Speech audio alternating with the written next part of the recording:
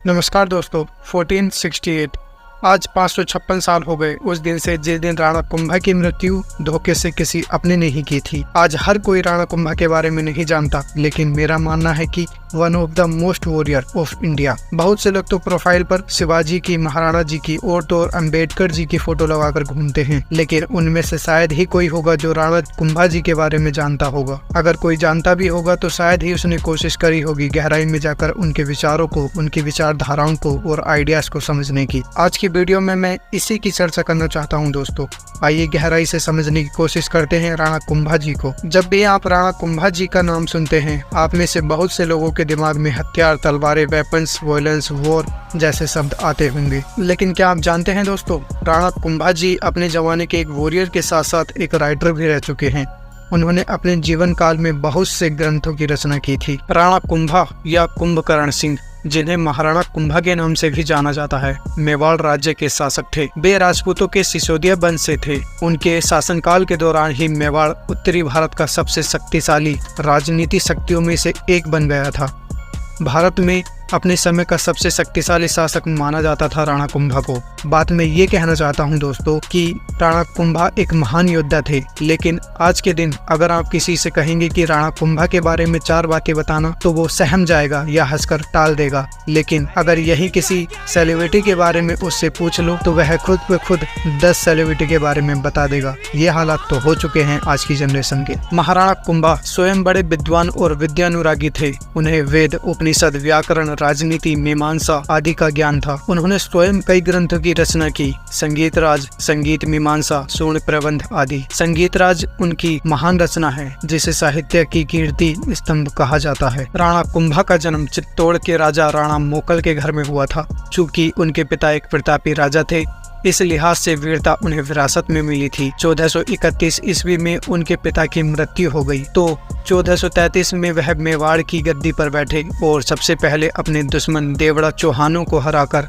आबू पर कब्जा जमाया। इसके बाद वह मालवा की तरफ आगे बढ़े और सुल्तान महमूद खिलजी को बुरी तरह से हार का स्वाद चखाया। अपनी इस जीत को यादगार बनाने के लिए उन्होंने चित्तौड़ में एक कीर्ति स्तंभ बनवाया, जो कि बहुत विख्यात है। राणा के विजय अभियानों में 1455 की नागौर की लड़ाई को सबसे महत्वपूर्ण माना जाता है। इस युद्ध में उन्होंने वहाँ के राजा मुजाहिद खां को पराजित कर शम्स को वहाँ का राजा बना दिया। उन्हें लगा शम्स उनके साथ वफादारी करेगा, लेकिन सत्ता पर बैठते ही उसे राणा से बगावत कर दी। नतीजा यही रहा कि शम्स अपनी जान बचाकर गुजरात के बादशाह कुतुबुद्दीन के पास पहुंच गया था। राणा कुंभा ने अरबों मुस्लिम आक्रमणकारियों से युद्ध किया और भारत को विदेशी आक्रमण से सुरक्षित रखा। उन्होंने मेवाड़ में भगवान शिव के एकलिंग जी मंदिर का निर्माण करवाया। श्री एकलिंग जी मंदिर राजस्थान के उदयपुर जिले में कैलाशपुरी में स्थित है। ये स्थान उदयपुर से 22 किलोमीटर की दूरी पर स्थित है। मेवाड़ महाराणाओं के आराध्य देव एकलिंग जी मेवाड़ के अधिपति कहलाते हैं और महाराणा उनके दीवान कहलाते हैं। आखिर क्यों उनका अपना पुत्र बना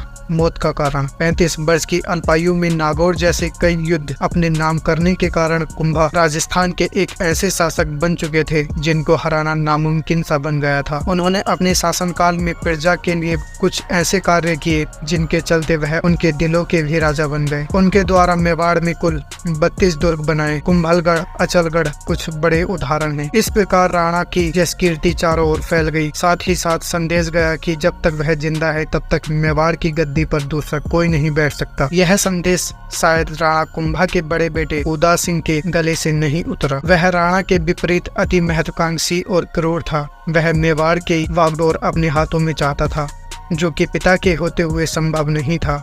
उसने सोचा जब तक राणा जिंदा है वह राजा नहीं बन सकता। मुश्किल यह थी कि उन्हें मारना किसी के बस की बात नहीं थी। इस कारण उसने खुद ही अपने पिता की मौत की साजिश रच डाली। वह जानता था कि उसके पिता रोज सुबह पूजा के लिए अपने भवन के पास मौजूद मंदिर में जाते हैं। यही एक समय होता है जब उनके साथ तलवार नहीं होती थी। इस लिहाज से उनके पुत्र उदा सिंह ने इसके लिए पूरी योजना बनाई और मंदिर जैसे पवित्र स्थान को 1468 में अपने पिता के खून से लाल कर दिया। दिलचस्प बात तो यह थी कि उसकी मौत भी अजीब ढंग से हुई। कहते हैं कि एक दिन अपने महल परिसर के बाहर था तभी कड़ाके की बिजली कड़की और उसके ऊपर आकर गिर पड़ी। इससे उदा सिंह जलकर राख हो गया और मृत्यु को प्यारा हो गया। दोस्तों, लोग महाराणा प्रताप महाराणा सांगा से परिचित हैं क्योंकि वो लगातार बड़े युद्धों से जुड़े रहे थे, लेकिन महाराणा कुंभा का जिक्र जितना होना चाहिए उतना नहीं होता। महाराणा ने अपने राज्य क्षेत्र में 32 किलों का निर्माण करवाया, जिसमें कुंभलगढ़ का किला उनके अद्भुत सोच के साथ निर्माण का नमूना है, जहां दुनिया की दूसरी सबसे बड़ी दीवार है। अन्य किलों में सामरिक दुर्ग जैसे वसंती का दुर्ग, मचान दुर्ग, बैराट के दुर्ग, आबू का दुर्ग, चित्तौड़ के किलों का दोबारा निर्माण आदि। मंदिरों में कुंभस्वामी, श्रृंगार चोरी मंदिर, मीरा मंदिर आदि। उन्होंने सारंगपुर की विजय की याद में विजय स्तंभ बनवाया, जिसे भारतीय मूर्तिकला का खजाना कहा जाता है। शायद ही कोई मध्यकालीन शासक उनके निर्माण की होड़ कर सकता है। उन्होंने 9 मंजिला कीर्ति स्तंभ का निर्माण करवाया, जिसकी शुरुआत 1437-40 ईस्वी के करीब हुई थी, जो 1448 ईस्वी में बनकर तैयार हुआ। यह मालवा विजय की स्मृति में बनवाया गया, अतः यह विजय स्तंभ देवी विक्ट्री टॉवर भी कहलाता है। इस विजय स्तंभ की पहली मंजिल के मुख्य द्वार पर विष्णु भगवान की मूर्ति बनी हुई है और यह विष्णु के भगवान को समर्पित है, अतः इसे विष्णु ध्वज कहते हैं। यह इमारत 9 मंजिला व 120-22 फुट ऊंची है, जिसका निर्माण जेता व उसके पुत्र नापा पोमा व पूंजा की देखरेख में करवाया गया। यह विजय स्तंभ राजस्थान पुलिस व राजस्थान माध्यमिक शिक्षा बोर्ड का प्रतीक चिन्ह है तथा 1949 में इसी विजय स्तंभ पर डांग जारी किया गया था।